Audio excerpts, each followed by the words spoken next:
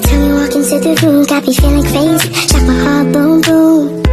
Any other boy would stare, but me, I look away, cause you're making me scared. Trying not to breathe, 1, 2, 3. Come on, baby, just come with me. Come on, baby, be wild and be free. We like mermaids come up from the sea. Yeah, here we go, baby. Come on, baby, just come with me. Come on, baby, be wild and be free. We like mermaids come up from the sea. Yeah, here we go, baby.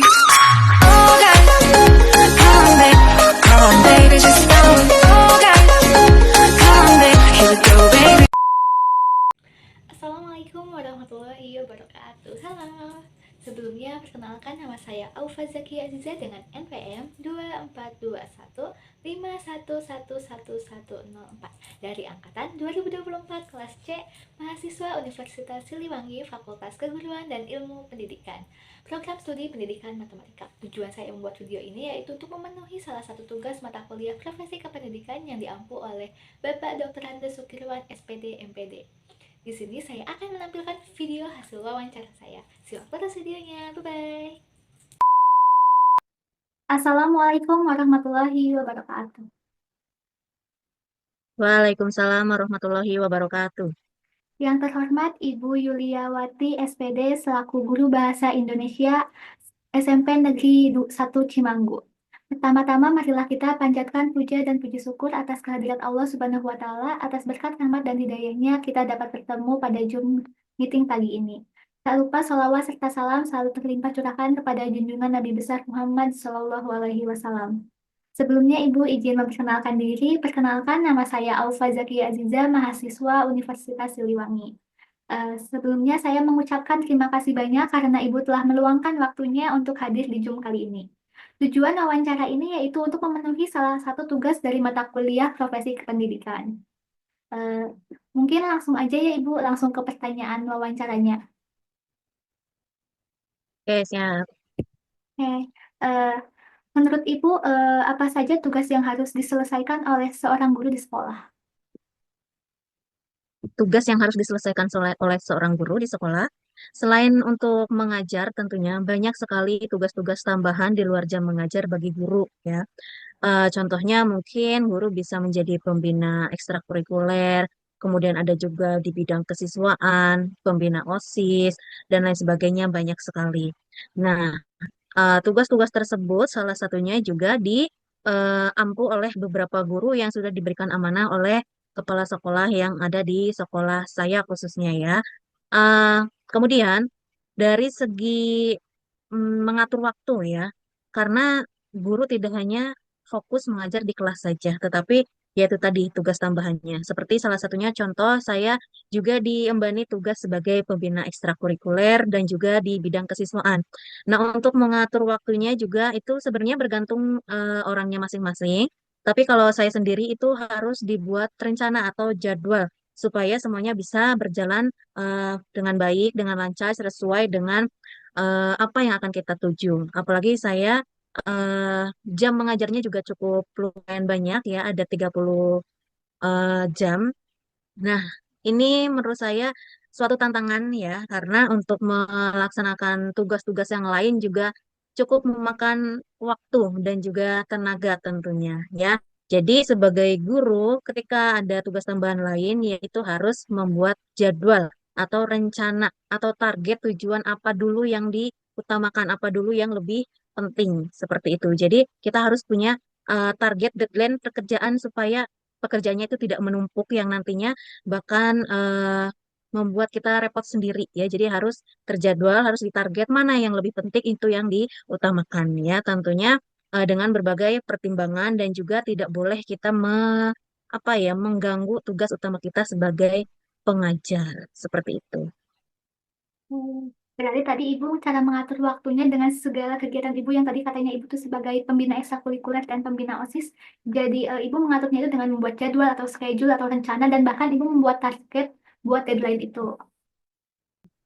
Bagaimana tanggapan Ibu tentang beban tugas yang harus Ibu selesaikan? Ya, tanggapan Ibu tugas tambahan bagi guru ini, eh, tanggapannya menurut Ibu ini bagus sih sebenarnya karena sebagai guru tidak hanya mengajar di kelas saja, tetapi juga dikasih amanah ya oleh kepala sekolah, tentunya dipercaya untuk mengembangkan ilmu-ilmu baru, mengembangkan tantangan-tantangan baru yaitu melalui tugas-tugas tambahan ini. Jadi tanggapannya menurut Ibu tugas tambahan ini justru bagus ya bagi guru karena bisa lebih apa ya, lebih dikembangkan lagi ilmunya yang dimiliki seperti itu. Oh, untuk selanjutnya Ibu bagaimana tanggapan Ibu tentang kurikulum dan pembelajaran? Kurikulum dan pembelajaran untuk kurikulum sendiri di sekolah yang Ibu ampu itu masih menggunakan kurikulum yang terbaru ya, kurikulum Merdeka. Nah, sebenarnya di sini sudah cukup bagus kurikulumnya yang diterapkan karena bisa mengasah bakat anak. Ya, di sini lebih ke keterampilan anak untuk dikembangkan. Namun dari sisi lain juga pasti ada hal-hal yang perlu dievaluasi atau diperbaiki ya. Setiap kurikulum pasti ada kelebihan dan kekurangannya.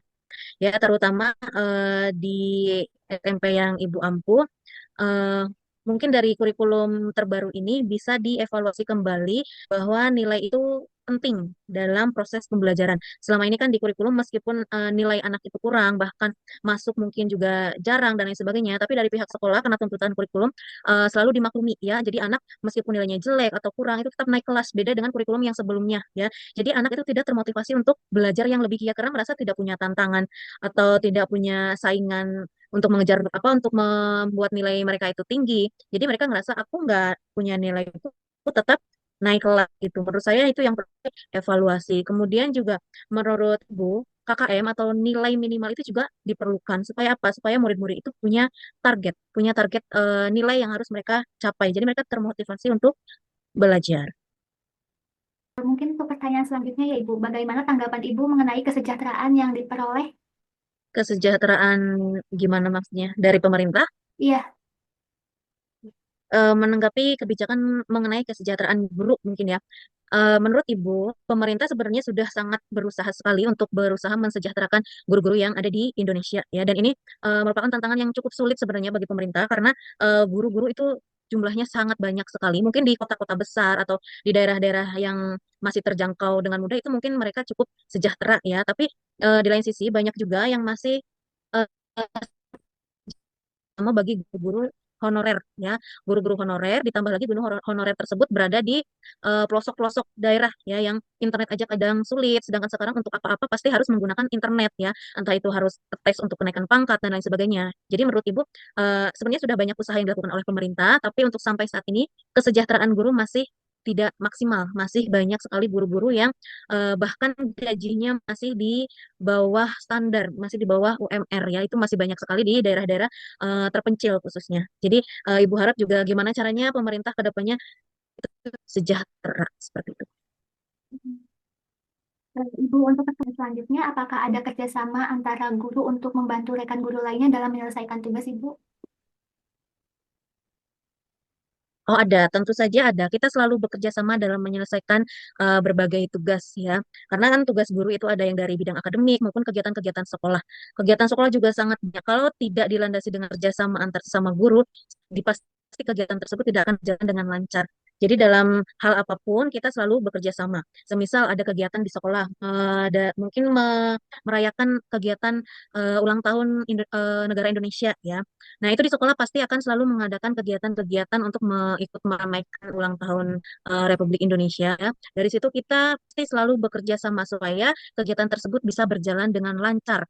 Kemudian dari akademiknya mungkin ya, sekarang kan guru dituntut untuk pinter dalam IT atau dalam teknologi ya. Sedangkan banyak sekali guru-guru yang sudah senior, mungkin, keterbatasan kemampuan dalam IT ya. Nah, di situ juga dituntut kita untuk bekerja sama ya, kita bisa mungkin yang guru-guru yang lebih muda itu mengajarkan bagaimana cara mengoperasikan laptop atau proyektor ya apa proyektor yang digunakan pada saat metode pembelajaran. Nah, di situ kita juga dibutuhkan untuk adanya kerjasama antar rekan kerja ya. Kemudian mungkin dari segi pembuatan rencana pembelajaran. Biasanya kalau guru-guru senior ini masih kesulitan mengedit atau mungkin ngeprint rencana pembelajarannya dan lain sebagainya. Nah, di sini kita juga saling bekerja sama supaya pekerjaan kita ya selesai bareng-bareng seperti itu. Berarti ada kerjasama, Ibu. Untuk pertanyaan selanjutnya, apakah ada pelatihan dan pembinaan atau bimbingan khusus dari pihak dinas pendidikan atau kepala sekolah dalam menyelesaikan berbagai tugas Ibu? Ada di sekolah yang Ibu ampu ini aktif ya melakukan sebuah pelatihan dan juga pembinaan dari kepala sekolah. Pelatihannya juga bagus sesuai dengan kita ya, bisa untuk mengembangkan, bisa membuat kita lebih aktif lagi mencari ilmu-ilmu baru. Salah satunya pelatihan yang biasa kita lakukan itu bisa melalui diklat, kemudian ada juga webinar ya. Nah, dari situ kita bisa menyelesaikan tugas-tugas kita yang awalnya itu mungkin kita belum paham, tapi dengan kita mengikuti aktif mengikuti pelatihan-pelatihan tersebut, kita juga jadi lebih paham, lebih tahu seperti itu. Contohnya pengisian kemarin pada bingung ya karena kurikulumnya baru, pengisian yang namanya itu aplikasi PMM ya, itu bagi guru-guru baru tentunya atau guru-guru senior juga ya itu masih asing, masih kesulitan, masih aneh. Gimana ini cara melakukan pengisian di PMM supaya benar, tidak keliru dan lain sebagainya. Nah, dari situ kita melakukan yang namanya pelatihan-pelatihan di sekolah, bahkan dibimbing langsung oleh kepala sekolah, bagaimana cara pengisian yang benar dengan tujuan sekolah tersebut. Ya, kemarin ada pelatihan diklat pengisian tujuan kinerja kita itu mau seperti apa. Nah, ketika ada diklat itu, semua guru-guru antusias karena pengen ngerti, pengen tahu gimana cara mengisinya.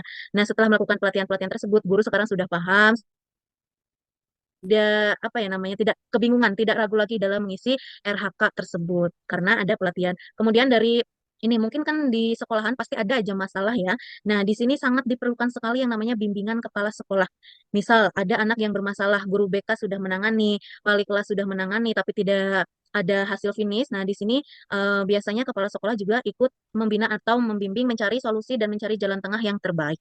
Jadi di sini semuanya aktif, baik pelatihan maupun pembinaan dari kepala sekolah. Ya, Ibu. Eh, untuk pertanyaan selanjutnya, apakah pelatihan atau pembinaan memberikan pengaruh yang signifikan terhadap kinerja atau kinerja dan penyelesaian pekerjaan atau tugasnya, Ibu? Ya, sangat sangat berpengaruh sekali. Pelatihan ini sangat berpengaruh sekali ya, terutama dampaknya sangat positif seperti tadi yang Ibu jelaskan ya.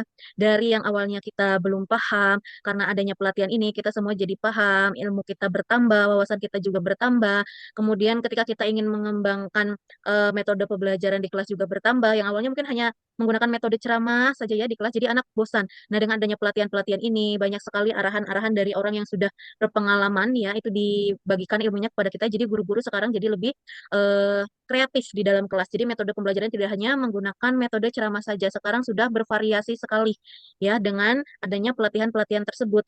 Jadi wawasan guru-guru itu jadi terbuka. Oh, ternyata metode belajar supaya anak itu lebih cepat paham. Oh, menggunakan ini. Kemudian, oh, ketika anak lagi bosan, kita sebagai guru harus seperti ini. Nah, dengan pelatihan itu sangat-sangat membantu sekali guru untuk selain mengkondisikan kelas juga untuk mengatur strategi apa sih yang akan dilakukan guru dalam kelas supaya anak-anaknya itu bisa cepat menangkap ilmu yang diberikan oleh guru.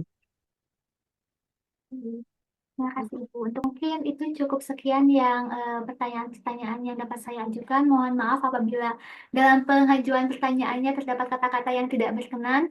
Mohon untuk dimaafkan. Mungkin ada kata-kata closing dari Ibu.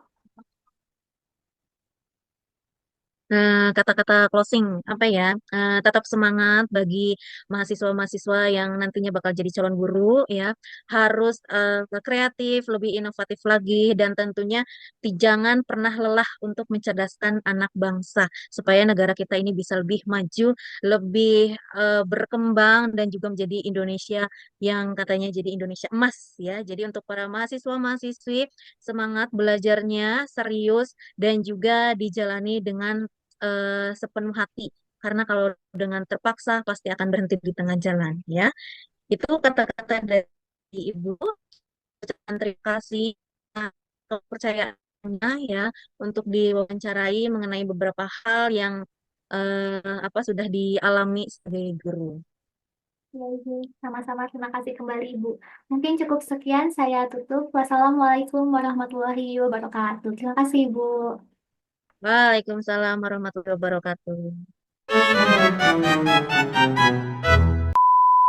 Everybody asking how we doing, say we good. Don't need no one to tell me how to